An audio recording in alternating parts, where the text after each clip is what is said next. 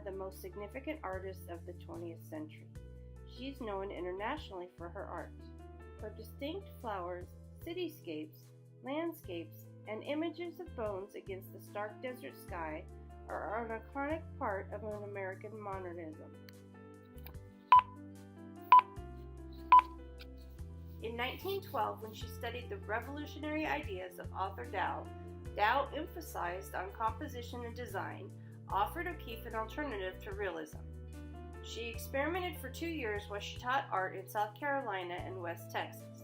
She was seeking to find her own voice in art in which she could express her feelings and ideas. By breaking from tradition, O'Keeffe was one of the first American artists to practice pure abstraction.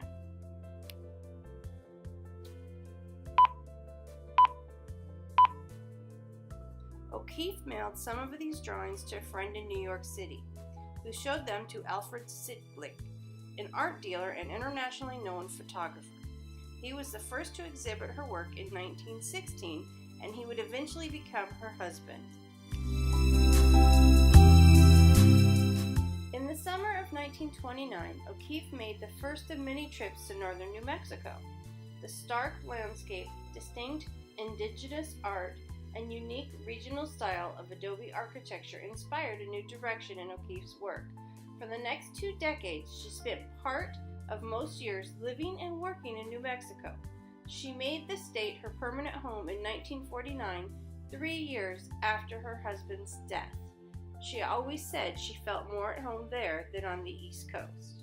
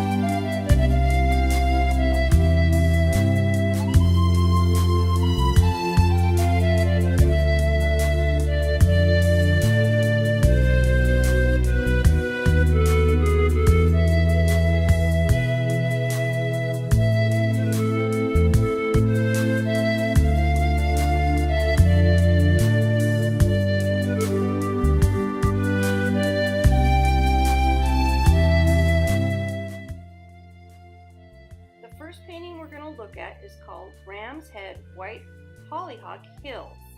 It's an oil on canvas and it was created in 1935.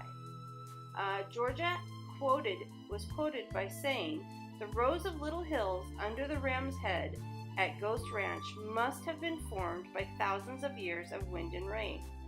I had looked out on the hills for weeks and painted them again and again. I had climbed and ridden over them, so beautifully soft, so difficult. I have painted those hills from the car in the bright sunlight, and I have failed dismay, but I could see them farther away from my window in the rain. So I tried again. They seemed right with the Ram's Head. I don't remember where I picked up the head or the hollyhock. Flowers were planted among the vegetables in the garden, between the house and the hills, and I probably picked up the hollyhock one day as I walked past. My paintings sometimes grow by pieces from what is around." The contrast of the white hollyhock flower next to the animal skull presents very strong messages regarding the binaries of women and their power to overcome such constraints, as well as intimidations regarding sexuality and gender. The flower depicted in the painting is a white hollyhock. The flower is known to be a symbol for fertility and fruitfulness, because each bud produces hundreds of seeds that spread its growth bountifully. Conversely, the animal skull depicted can be seen as a symbol for death or evil. The flow is covered with vibrantly colored little hills adorned with foliage. While the skull can also be viewed as a masculine symbol, the placement of the feminine flower directly next to it is a visual representation of equality. The sky of the painting is a somber gray color, though the ground is covered in vibrant colored hills.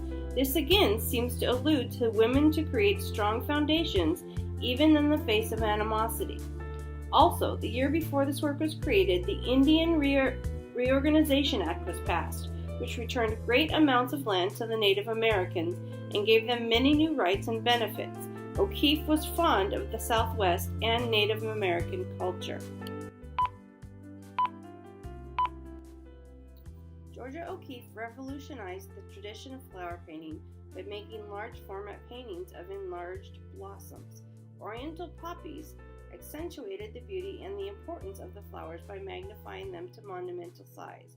These glossy red and orange poppies exploded on the canvas almost 4 feet across, with no background to distract. The painting is colossal close-up, pulling the eye into the dark heart of these flowers, and the irises draw the eye into the tight and intimate folds. They have a powerful presence that override any sense of fragility usually associated with flowers. In this painting, her flowers are so large that the edges of the petals are not even on the canvas. With a keen observation and deft skill with the paintbrush, Georgia could even record the smallest variations of color, shape, and light. By painting enormous, vibrantly huge flowers, as well as the minute details, she conveyed her wonderment at nature. The second piece we're looking at is called Oriental Poppies. It's also oil on canvas, created in 1928. Oriental Poppies was declared a groundbreaking art masterpiece upon its release. O'Keeffe had used her customary method of magnifying the flowers to allow viewers to appreciate the flower's beauty with all its detail. There is an absence of content and background behind the two giant poppy flowers. Thus, they are presented in a new light as pure abstracts.